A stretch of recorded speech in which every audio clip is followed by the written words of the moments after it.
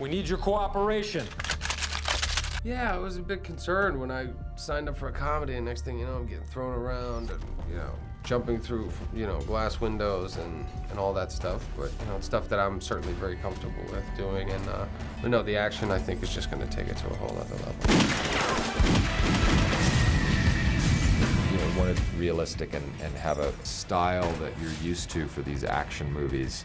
But within that, these characters can be made fun of, while we're in these insane situations.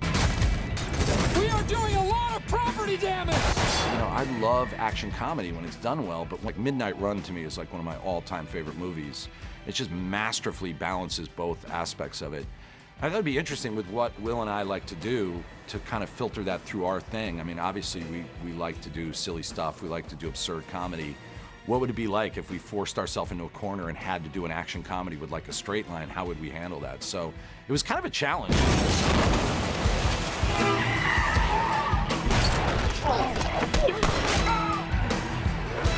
Where'd you learn to drive like that? Grand Theft Auto!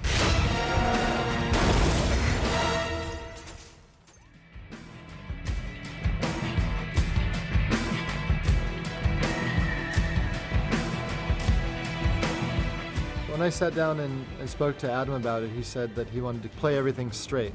And the analogy I came up with that I think he agreed with was Beverly Hills Cop, where it is a comedy, but the action was played straight, and it's hardcore, and it's intense. And that's what we've done with every action sequence here. We've tried to not make anything tongue-in-cheek and shoot it, choreograph it in a realistic, hardcore manner. When you're dealing with action, it's got to be decent. No one wants to see half-assed action. So if you're going to have something that's not funny, overtly, then you better make sure it's really cool or badass or interesting or clever. It's got to be something. So we really just tried to come up with action scenes we hadn't seen before that had a little bit of a twist to them, like a shootout on a driving range with golf balls hitting all the characters while they're kind of shooting at each other. We're cops! Hit the chopper!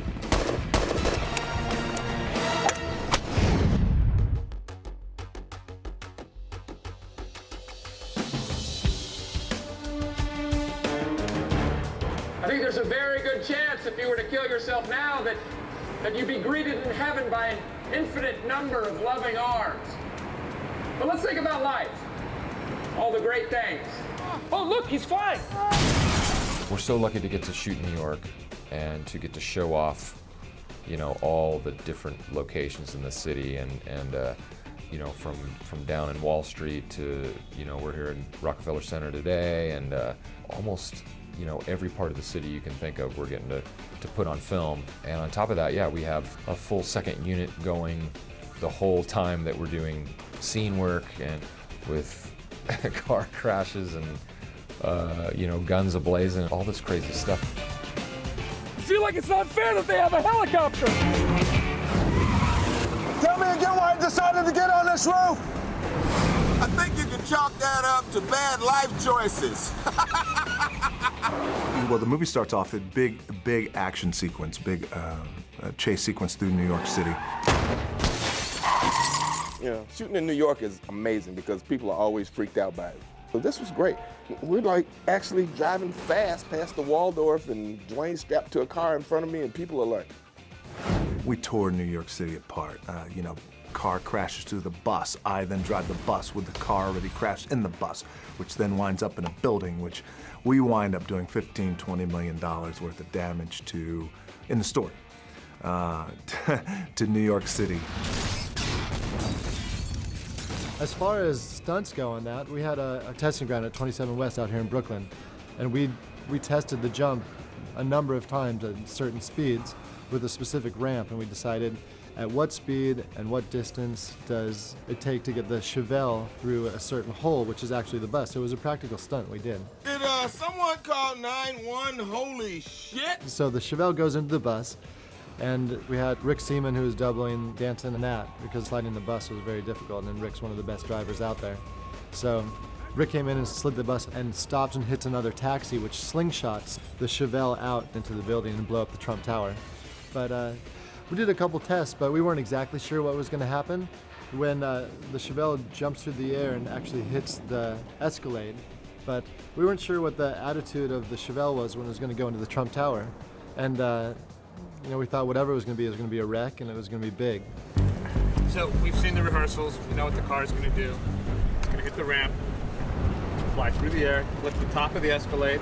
Escalade's going to have one wrap of cable around it. We've got guys on the switch back there for the cable. The gentleman, Danny, will be on the switch for the pyro. They've worked out their cues. They know at what point everybody's going to hit the switch and when. We have all the effects that we've designed in there. They all happen. Car's all settled down. Richie and his team go in, make sure Chianti's good, and then we just proceed to get him out of there, and then everybody can applaud because everything goes over safely. We've got cameras just about everywhere. I believe everyone's covered. We've got crash cams, one in there, one back here on the side. One thing we all have to remember, as usual, make sure everybody is safe. But what it did was it went up and it actually kicked up and did a wheelie and went through the building perpendicular.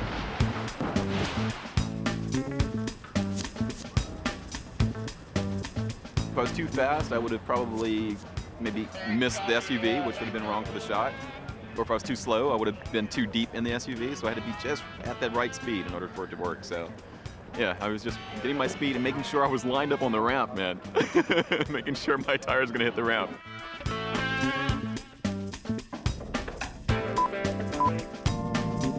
As an alternate, we shot another one, and we did it pulled in with a wire this time. Mark Hawker and the boys ratcheted the car out of the bus and through the air, and then again they ratcheted the car back into the Trump Tower. 211 in progress. They're using a wrecking ball to clean out Castian jewelry. Danton and Highsmith, we rolling heavy. You cream puff. So we've discovered that these guys are bulletproof. They've been in the business forever now as cops. Come on, fellas! Wednesday night is taco night at Rikers Island! And they get themselves to this chase. They follow these thugs up to the top of this building, and the thugs do a zip line all the way down to the bottom. So now Danton and Highsmith, thinking that they're now untouchable, go for the leap for 100 feet down to the ground, thinking they can make it.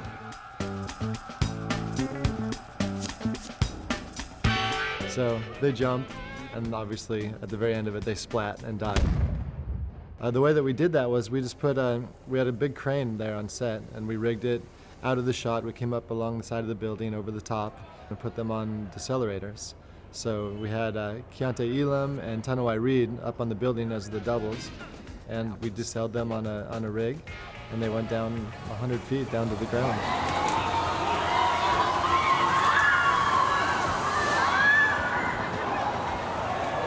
And we did it twice. 3, 2, 1, go! We did it the first time, and then we switched camera angles and did it another time. I think that top shot looks amazing, following them over the precipice right there. It's great. I think the people on the street were actually, some people were calling 911, and people thought that people were actually dying. The second big chase sequence in the movie is when Will and Mark are in the Prius, we call it the Gauntlet, and they're trying to get down to the NASDAQ building as quickly as possible to stop this transfer from happening. There's cops, there's helicopters, there's motorcycles, and everybody and their dog is chasing the guys down the street. And actually one of the bigger gags in the movie is that as soon as the Prius takes off out of the building in the morning, they're approached by two vans. Now these two vans are chasing them, and this is just one of the first things that they have to get through in the Gauntlet. Do something, Allie! Hold on. And the Prius does a pit maneuver, which hits the bumper of the van in front of him, spins it around backwards, which enables both vans to crash into each other head on. So now both vans are going forward, but the front van's going backwards. And this hits a car and flies up in the air and crashes into a huge wreck. And we call it a Sidewinder.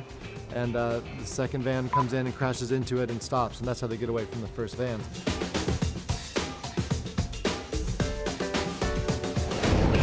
We always feel like the best comedy is played really real. Oh, dude, you put a ding in my hood! And so the tone of this movie, you know, while it gets silly and over the top, that it still might be the most real movie in a way that we've done, which makes the situations that we get into so much funnier and makes all those things kind of, you know, come off the page. Who are those guys? They're Chechen investors. We were going to do a Chechen version of Dora the Explorer. It went terribly wrong.